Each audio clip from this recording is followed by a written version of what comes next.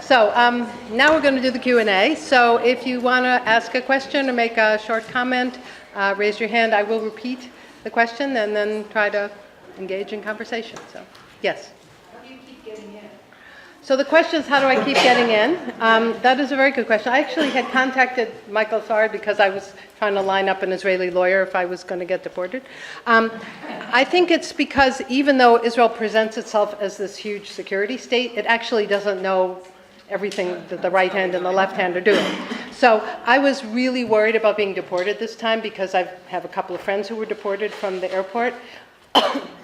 And you know, I had all these like things planned if that should happen, and I was going to fight it, and they just let me in. So I have no idea. Like, why did I get a permit to go to Gaza? Gaza. Yes. You know, it's because they don't know what they're doing. There is a bill in the Knesset that passed that makes it legal for them to deport internationals that support boycott or that do human rights work. So, you know, my days are limited, but I haven't risen up enough. You know, I was on Israeli TV twice last year talking about boycott. I mean, I was sure this was my last trip, but I wasn't. So I don't know. They're not as powerful as they present. I will tell you a very funny story. So I was traveling with some women from Grassroots International, which is a donor group in the US that does community social activism focusing on issues of land and water. So we were visiting partner organizations in the West Bank and Gaza. So I'm traveling with a Haitian American who's very black and so was getting profiled at various Israeli security moments, and a Korean American, you know, who's also a woman of color. So we're going to Erez, and I'm worrying about the Haitian American and the Korean American, and then I'm worrying about myself, although we all have the permits to get into Gaza. So they get in without any trouble. And then it's my turn, and I smile, my nice little face and my Rothchild name and everything, thinking there's going to be a piece of cake. And they won't let me in. There's all this chitter-chatter. The supervisor comes, you know, and you've got this bulletproof thing, and you really can't communicate with this woman, and she's behind her computer. And finally she says, go sit down. I'm like, you know, so I'm sitting there wondering if they're reading my website and my Facebook and, you know, totaling up all of my crimes and thinking, you know, I'm so close, it's just not going to happen.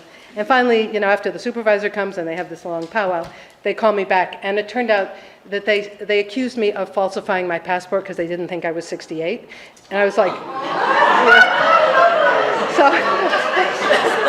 it was sort of, so I have that blog called Carded at Erez, you know.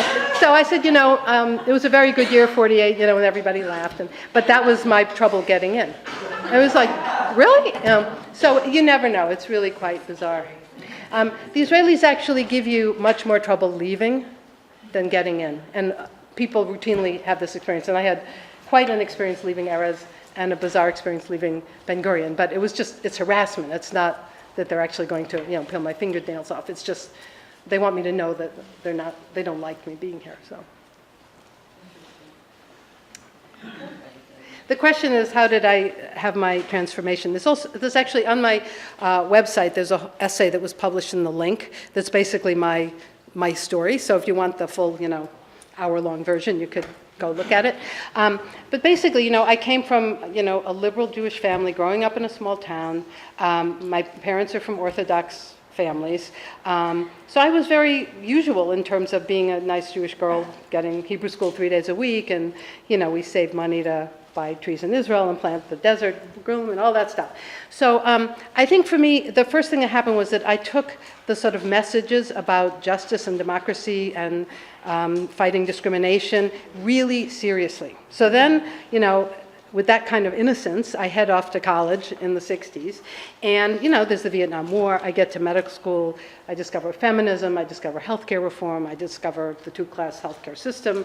You know, I was a total science nerd. I start reading about colonialism. It was a shocking discovery. So I get educated on how the world actually works. And so for many years, you know, that brain was here and my Israel brain was here, and the two of them did not ever have a conversation. And it was partly because I couldn't do it, and partly because there was no place for me to do it. Particularly in my family, there was no place to do it. But, you know, you can only tolerate so much cognitive dissonance in your life before you have to do something. So in the late 1990s, there were a group of us who were all in this similar place. We were all progressive activists, had done all this other kind of activism, and we felt like, you know, there's something here and we need to figure it out. And we realized that there was going to be the 50th anniversary celebration of Israel independence in '98. And there was going to be this huge celebration in Boston on the Commons with Israeli bands and bagels and fireworks and blah, and we thought, well, let's see if we can do something about that. So we said, well, we'll do a peace forum. And we got this crazy idea to have a peace forum. And so we submitted a sort of fakaka plan to the Jewish community organization, and we were sure that they would say, go to hell, and then we were going to have a march. And that was the extent of our knowledge. And to their credit, they said yes. And then we were really stuck because we didn't know anything about it. We were from the 60s. You just have rallies, right? So we panicked, and then we realized that we had to get educated, and we really had to do this. So we started a Jewish-Palestinian dialogue group, and we started meeting, every couple of weeks, inviting every Palestinian academic, whatever, in the Boston area we could find. We met some very lefty Israelis, and we really educated ourselves quickly and powerfully. And it was so incredible to get that history and suddenly to kind of get it. And we pulled this thing off. We had 200 people in the middle of this total Zionist nationalist celebration. And we thought, well, we've got to share this information with our communities. So we were like, let's have a forum and let's do something at the library and blah, blah, blah. So we started doing that, and we were blacklisted rather quickly. And so then we started trying to figure out, well, this is obviously so painful and such a hot button issue that most of the people in our lives can't even begin to think about it. And a bunch of us realized we were all physicians. And so we said, well, one of the guys had done work in El Salvador, solidarity work, so we thought, well, maybe we could recreate that in Palestine. So we set up a health and human rights delegation and started taking people over once a year, working with Physicians for Human Rights Israel, Palestinian Medical Relief Society, and then it gradually became a ton of other human rights organizations. And so I just started going. And every time I went, it was like a piece of my soul got pieced back together. And I really began to, get not only an education on the ground, but then I just started reading, Ilan Pappé and every Israeli and Palestinian and academic that I could find. Again, really educating myself and also finding a community in which to do this. So finding a community, and particularly a Jewish community, was really great, because at that point I was so far out of the community that I could be on Mars and I'd be closer. So it was really a sense of coming back to be whole.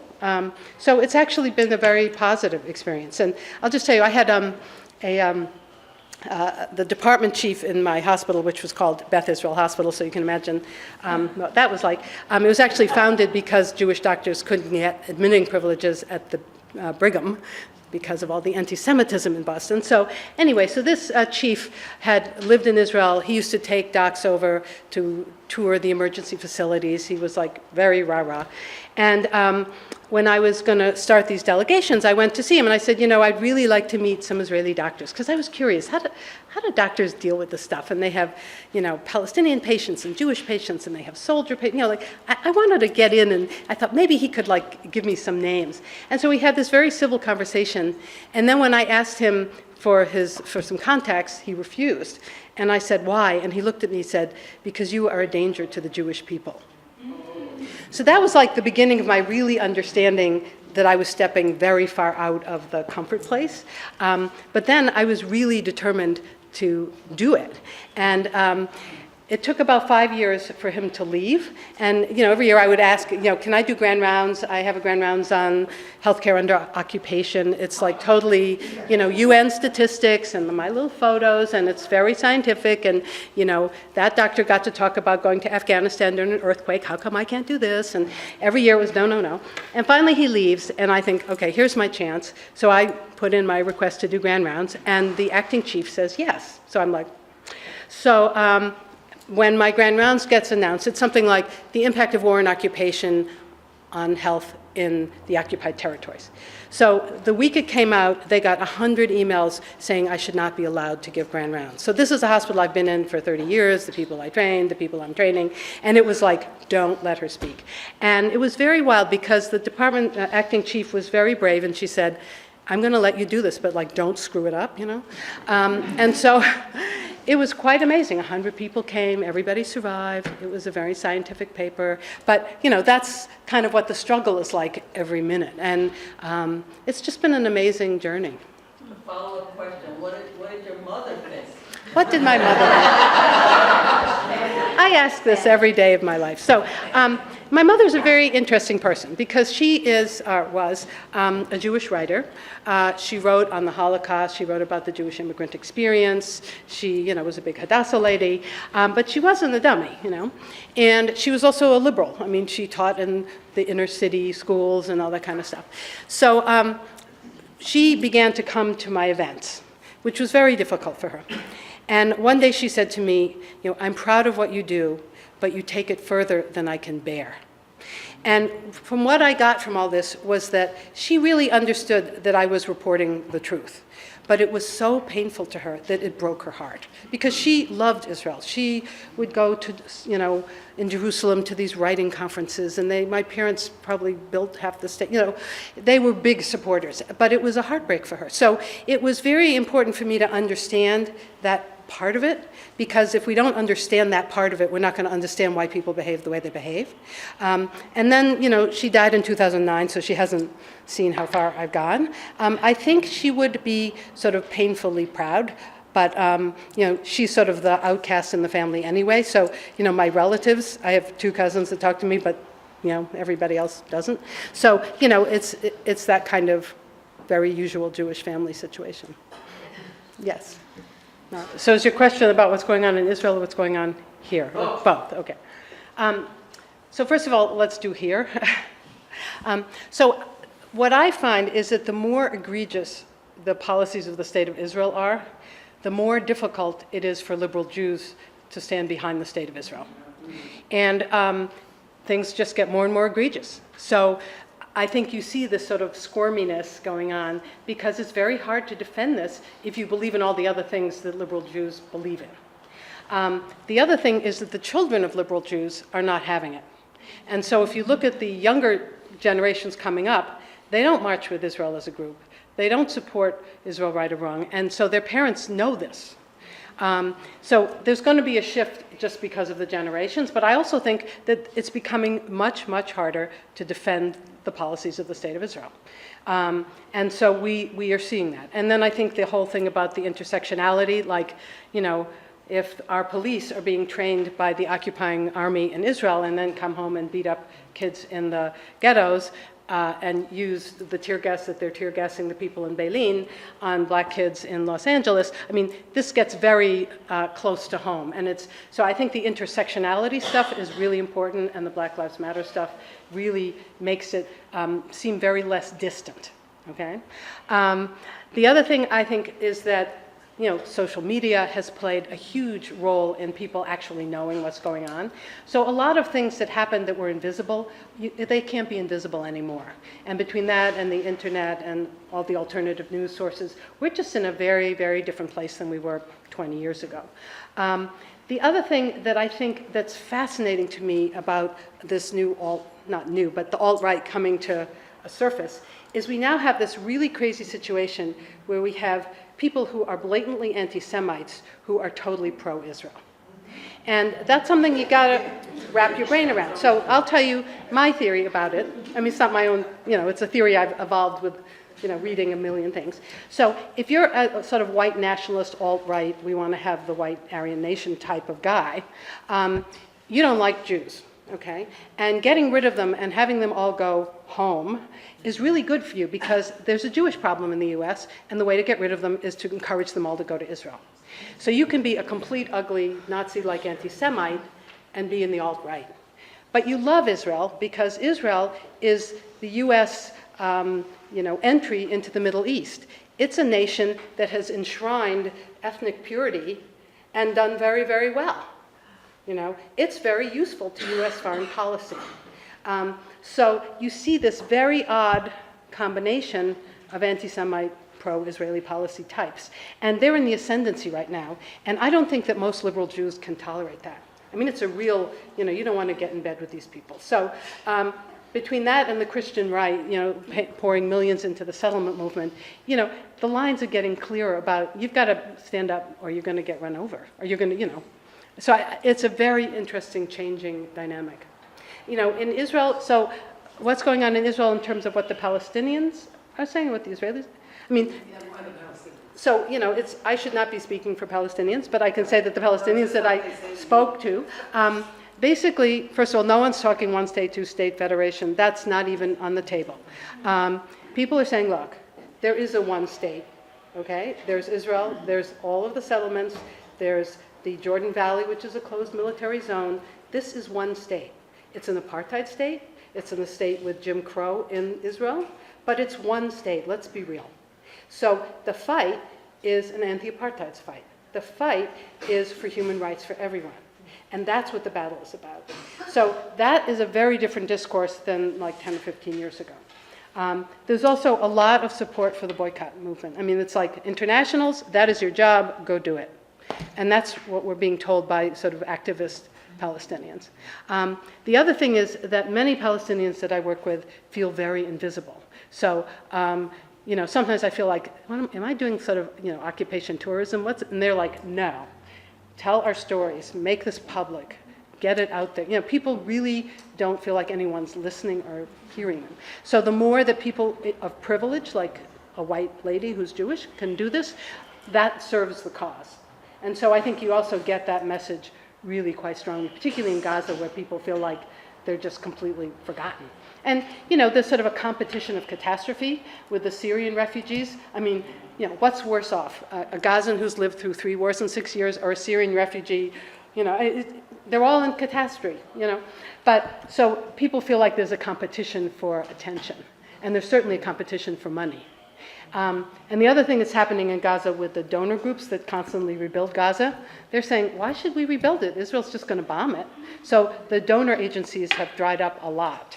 And so you have a situation that's desperate. The Israelis severely restricting things like concrete and ways to rebuild your house. And then the donor agencies not wanting to give because it's just like pouring money down the toilet. And that creates another level of invisibility and crisis at the same time. Yes. So in the West Bank, the Palestinian Authority is theoretically the government, okay? I'm using theoretically. And the Palestinian Authority in the West Bank is Fatah, is the political party Fatah, which is Mahmoud Abbas. And what they have is that the West Bank is divided into 3 sections. And this is what happened in the Oslo Accords. So 65% of the West Bank is Area C. And Area C is under Israeli security and civil control. So 65% of the West Bank is totally under Israeli control, and that's where most of the settlements are being built. Area A is the Palestinian cities, and that is theoretically under total Palestinian Authority control, except that the Israelis reserve the right to come in and do whatever they want. And I've actually seen, I was there one day, when the Israelis were firing on Palestinians and the Palestinian Authority was defending the Israelis, and when the Israelis left, the neighborhood kids started stoning the Palestinian Authority forces. So, okay? And Area C, Area B, is all the stuff in between the villages. And in the villages, the Palestinian Authority has civil control, and the Israelis have military control. And there are villages, like in Be'elin, where the houses are on Area B, but the fields, no, the houses are in Area A, but the fields are in Area B. Or the fields are in Area B, and the fields are in Area C, and the houses are in Area B. So people, there's all sorts of very bizarre, I mean, I visited a mosque where half the mosque was in B and half the mosque was in C. So this kind of stuff makes people crazy, and also it's a totally dysfunctional system. So under the Palestinian Authority, there's a Ministry of Health, there's a Ministry of Education. I mean, it looks like a government, but it's first of all pretty corrupt. It's also largely collaborating with the Israeli forces. The Palestinian Authority spends more money protecting settlers than it does protecting Palestinians, okay? So there's not a lot of respect for the Palestinian Authority in the West Bank. The problem is that there's a huge number of people that rely on the salaries that they get from the Palestinian Authority. the Ministry of Health, the Ministry of Education. Each person has a family with 6 kids and 10 grandchildren. And so it's sort of socked in that way because people need to eat. But there's a huge discontent with the system. And Hamas is not, it rumbles around in the West Bank, but it gets suppressed fairly quickly. In Gaza, Hamas is in charge, but it's a very dysfunctional place. Like, I have never seen a policeman. I've never seen a traffic cop. The Ministry of Finance was completely bombed to the ground in 2014, and there's no cement to rebuild it. I mean, it's not like there's this wonderfully functioning government that makes things happen. And there's this constant ridiculous war between Hamas and Fatah in Gaza. In fact, Gazans who are in Fatah are asked not to work because they get their salaries from the PA in the West Bank, and if they don't work, they'll get their salaries, and then a Gazan who's not in the Fatah can work the same job and get paid. It's that kind of like, are you kidding me? So it's a very dysfunctional place. It also has a Ministry of Health, Ministry of Education, all that stuff. But this is not a civil society that's working. The only time I ever ran into someone that I knew was a real Hamas person was when you come into Erez, if you get through the Israeli security, then you go through Palestinian Authority security, and then you go through Hamas security. So you meet them there. And in 2014, I had a tour of southern Gaza, which is against Egypt, where all the tunnels used to be. And we were told, the tunnels have all been bombed in the war, blah, blah, blah. And we're met by these guys, black, big Kalashnikovs, and they ask us if we want to see a tour of the tunnels. So we say, why not? And they say, no pictures. And we say, okay. And they took us to 2 tunnels. One of them we walked in and took a walk down the tunnels until I had a major anxiety attack and left. But if we kept walking, we would have ended up in Egypt. And clearly this was Hamas. And one of the things I would do was say, who's in favor of Hamas here? Tell me. I'd love to talk to someone from Hamas. And no one would admit to being in favor of Hamas. And I think that partly it was because I was in the civil society, human rightsy world. I think also because Hamas was very popular during the war because it was giving Israel the finger. But after the war, it's a total catastrophe, so it's not very popular. But what one woman pointed out to me was that no one was going to admit to me that they were in favor of Hamas. Because what if I wrote a blog post? What if I had a picture of them that went up on Facebook? What if? They could be targeted, assassinated.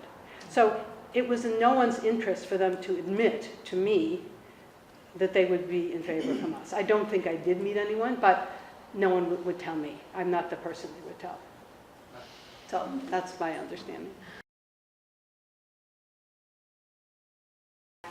So the right of return is discussed all the time amongst Palestinians. And the right of return is a right guaranteed by international law that people who've been expelled involuntarily from wherever they're living have a right to return to it. And the Israelis have made it very clear that they are not going to honor that. And one of the ways they made that clear was by demolishing 550 villages in 1948 and expelling 750,000 people and making it impossible for them to come back. And then they did a similar thing in 1967. I think about 200,000 were expelled. So from the Israeli point of view, or the Israeli government point of view, and most Jewish Israelis, the right of return is a non-starter because it will change the Jewish nature of the state. And there's this fear that millions and millions of Palestinians will come flooding in and God knows what will happen. If you talk to Palestinians, particularly those living in the refugee camps, the right of return is one of the foundational things that has to happen for there to be any kind of peace in this region. And if you look at the sort of academic studies about, there have been conferences on how to actualize the right of return and all this kind of stuff. And what I get from it is that, first of all, Palestinians in general want an acknowledgement that this happened. They want an apology that this happened. So this is in the truth and reconciliation kind of style. And they want to have a choice of taking compensation or going back. Now, 99% of Palestinians, I think, know that they're not going to go back to Baba's house, that house either doesn't exist or Moshe lives there, and, kicking out Moshe is not going to be the solution to the problem.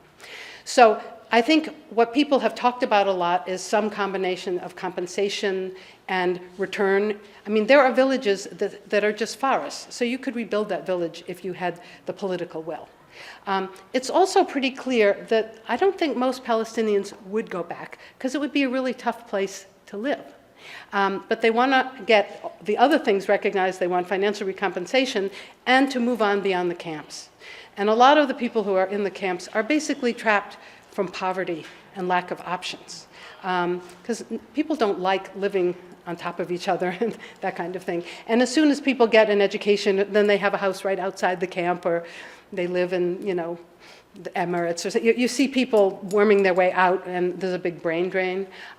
But it has to be dealt with in some way that there's enough justice given that people can feel compensated and acknowledged, and be able to move to the next place. And it does bring up this whole issue of the Jewish nature of the state, and what do we do with that? And so that's a really tough one for Jewish Israelis to even think about. And sometimes I think, you're just worried they'll do to you what you did to them, And I don't think that would happen. I really don't. But it's a total non-starter in Israel. I mean, you want to get in a big fight, just say right of return and, yes. So the question is, are people able to retain their refugee status if they leave the camp? I think you retain your refugee status even if you leave the camp. Yeah, you're registered with the UN, with UNRWA, and you have refugee status. And so I don't think you have to stay in the camp. I mean, the amount of poverty in the camps is pretty overwhelming. So most people don't get up in the morning and think, gee, should I move or not? They're stuck there. And so you don't have to stay in the camp. It's very complicated because a lot of refugees are stateless. I mean, first of all, if you live in Palestine, you're stateless. There's so many stories of people at airports, and they say, where do you live? Jenin. Where is that? Palestine. They look in there's no Palestine. Jordan? No. Palestine. They don't live, they're stateless. So the statelessness question happens to people whether or not they have refugee status. But Jordan each country was different. Jordan granted Palestinians Jordanian citizenship, some of them, but some countries absolutely will not, like Lebanon is totally hostile, and Syria doesn't. So each country has its own issue. And is that issue wrapped up in the right of return, or is that a separate? Of course. I mean, if you were stateless, wouldn't you want to have a place to return to? I mean, it adds power to the need to have to realize the right of return. One more question, and then we'll. I think one of the things that gets in the way of sort of unity amongst workers in Israel-Palestine is racism. And so, you got to remember that the kibbutzim wouldn't hire Arab workers, that the Histadrut didn't want Arab workers. So the racism comes ahead of all the ability for workers to be able to see their common issues. And I think that when you come into the country, the racism is so in your face if you choose to see it, and that's really another big issue culturally in that country. So why don't we stop and people can talk with me.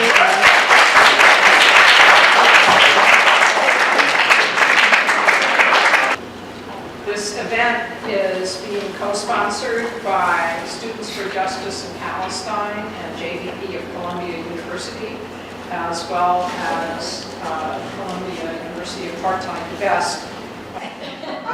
In any event, I'm Zach Aldridge. I'm a member of Columbia Barnard Jewish Voice for Peace and Columbia University apartheid divest. We launched Columbia University apartheid divest last year in February, almost a year ago. And we launched a divestment campaign that is currently in the process, both for monetary divestment through the trustees of the university, and also just basically to get the word out on campus that BDS is alive and well, and that it's got momentum, and we keep hosting events about it and trying to inform as many people as possible.